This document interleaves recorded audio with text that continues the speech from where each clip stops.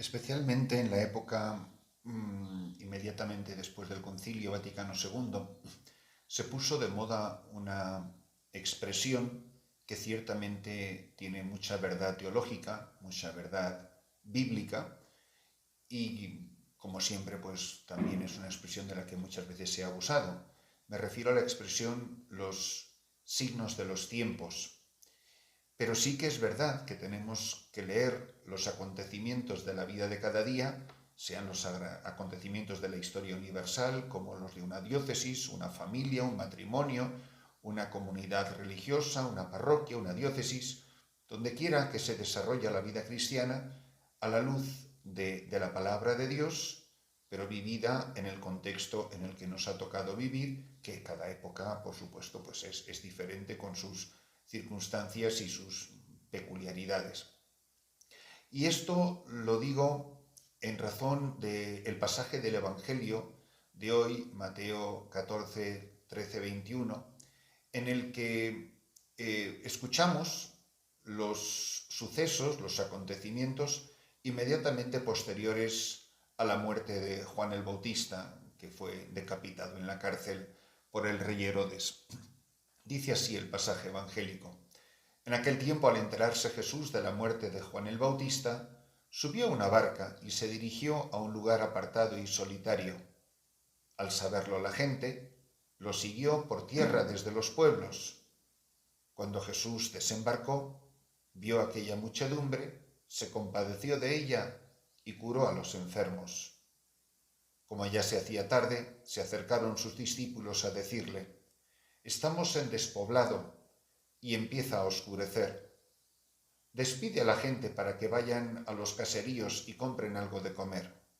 Pero Jesús les replicó: No hace falta que vayan, denle ustedes de comer. Ellos le contestaron: No tenemos aquí más que 5 panes y 2 pescados. Él les dijo: Tráiganmelos. Luego mandó que la gente se sentara sobre el pasto.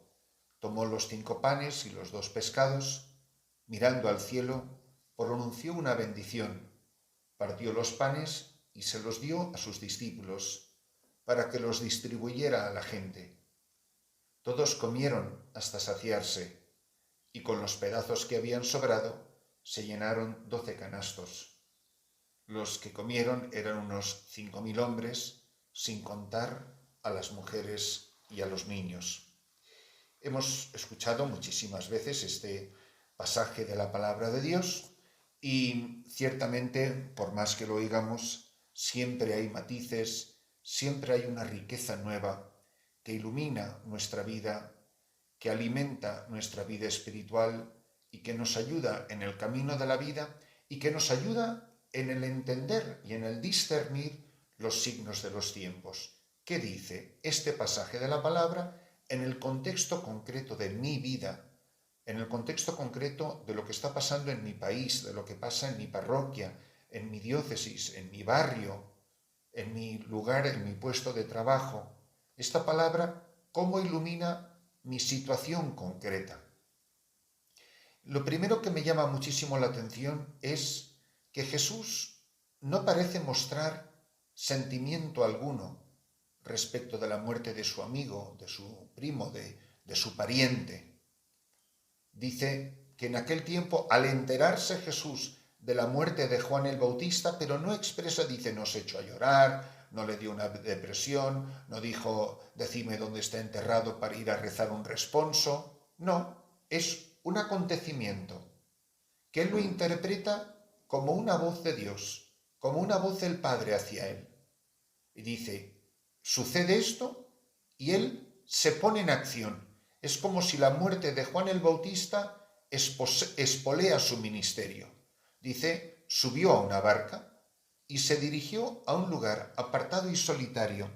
A mí me parece que nosotros no hemos meditado suficientemente de lo que significa que Jesús se apartara, de lo que significa que Jesús buscara con tanta frecuencia, aún en su vida pública, no digamos en sus 30 años de silencio en Nazaret o en otros lugares, pero de vida oculta, sin manifestarse al pueblo. Dice que se dirigió a un lugar apartado y solitario. Pero la gente le busca, lo siguió por tierra desde los pueblos. Y cuando Jesús desembarca, vio aquella muchedumbre. Y ahí sí, en cambio, nos muestra un sentimiento muy profundo. Jesús no es el hombre que carece de todo sentimiento y que es como una máquina, como un robot que va proclamando un mensaje que le ha dicho su padre que tiene que decir, como si a él ni le fuese ni le viniese el sufrimiento o la vida o las necesidades de la gente. Es como si Jesús supiera que el guión de la historia lo ha redactado el amor infinito de su Padre. Mi Padre todo lo ha hecho por amor, me ha enviado por amor, me ha confiado una tarea y las circunstancias no me pueden desviar un ápice de la misión que Dios me ha confiado. No son mis sentimientos los que dirigen mi vida, es el plan del Padre. ¿Qué quiere el Padre? Dice, cuando Jesús desembarcó, vio aquella muchedumbre. Miren, también se ha enterado, ha visto, por así decir, la muerte de Juan el Bautista. Y sin embargo, ahora, frente a la muchedumbre, dice que se compadeció de ella y curó a los enfermos. Frente a la muchedumbre, sí, porque Juan el Bautista ha sido decapitado, porque esto tiene que pasar para que se cumpla la Escritura. No se va a echar a llorar porque el plan del Padre era que Juan fuese decapitado. Y no decimos con eso que careciera de escrúpulos y de sentimientos. Pero el Padre le ha enviado a la muchedumbre, a Él le ha enviado a nosotros. Y cuando Cristo nos ve a todos, se compadece de nosotros y nos cura porque estamos enfermos. Yo soy consciente de que cuando Jesús nos mira, cuando mira a la humanidad, siente compasión, nos mira con pena, se compadece, se le conmueven las entrañas. Como ya se hacía tarde, se acercaron sus discípulos a decirle, estamos en despoblado, y empieza a oscurecer. Despide a la gente para que vayan a los caseríos y se compren algo de comer. Pero Jesús les dice estas palabras tan misteriosas. Jesús ve la misma miseria, ve el hambre de las gentes y les dice, denles ustedes de comer. Ellos enseguida se quieren quitar el problema de encima. Despídelos, que ellos se busquen la vida donde ellos puedan. Le dice, no hace falta que se vayan. Denles ustedes de comer.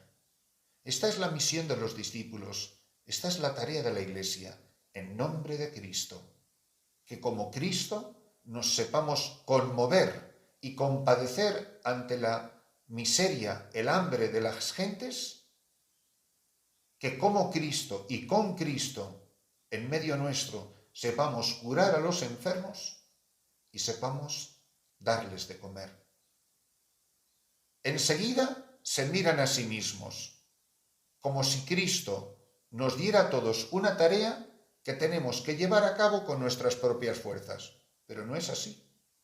Y ya enseguida empieza el raciocinio, los cálculos. Hemos hecho el inventario de la despensa y no tenemos más que 5 panes y 2 pescados. Eso es lo que me tenéis que dar. Dadme lo que tengáis. Lo que tengáis, eso dádmelo. Luego mandó que la gente se sentara sobre el pasto, sobre la hierba. Tomó los 5 panes y los 2 pescados y mirando al cielo. Esto es lo que hace la Iglesia. La Iglesia no solo mira el sufrimiento de la humanidad. La Iglesia, como Cristo, mira al cielo. Porque es Cristo mismo quien bendice eso poquito que tenemos, eso poquito que nosotros somos. Y entonces sí, dándolo todo y mirando al cielo, Dios sacia a la multitud. El Padre da de comer a su pueblo. Y todos comieron hasta saciarse, con los pedazos que habían sobrado. ¿Cuál es nuestro peligro? Que es imposible que Dios, Padre, sacie a nadie si nosotros no nos compadecemos del sufrimiento de la muchedumbre y no nos compadecemos de sus heridas, curó a los enfermos. Nuestra tentación, quitarnos los problemas de encima, que se vayan, aleja los problemas. Cuando la gente nos aplaude y nos quiere, que venga la gente, pero cuando la gente se convierte en un problema, que se vayan. No, no es así. Ellas son las gentes que el Padre nos ha confiado a la Iglesia. Pero la Iglesia no se mira a sí misma, porque la Iglesia no tiene en sí mismo la respuesta al drama de la humanidad. La respuesta solo la tiene Cristo, pero Cristo vive en su Iglesia. No hace falta que se vayan, sean ustedes quienes den de comer. Den todo lo que tengan, con lo poquito que sea. Den todo lo que tengan, con lo poquito que sea. Pero recuerden siempre de mirar al cielo. Y que sea mi Hijo el que bendiga lo que ustedes traen. Fíjense cómo en el ofertorio de la misa y en la consagración esto se ve de una manera maravillosísima.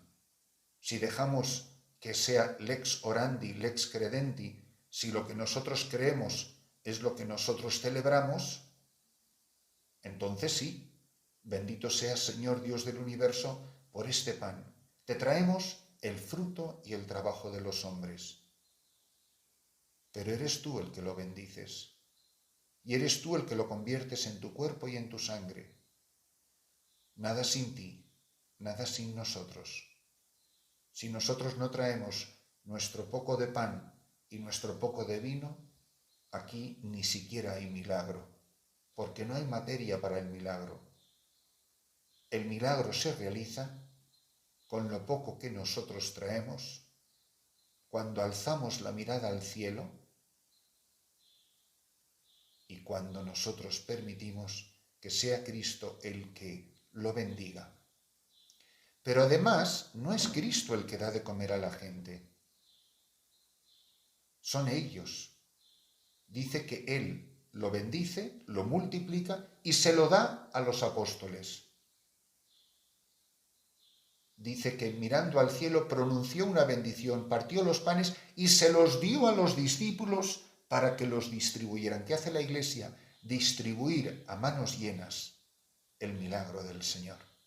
Eso es lo que hacemos nosotros todos los días.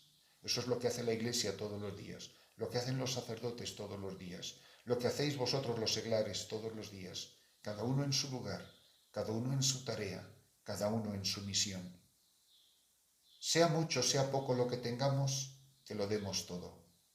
Que miremos al cielo, que Él lo bendiga, que Él lo multiplique y nosotros demos de comer a las muchedumbres, sintiendo compasión de ellas, amándolas como el pastor ama la oveja, como el padre ama el hijo, sabiendo que por las manos de la Iglesia pasa el milagro del amor infinito de Dios.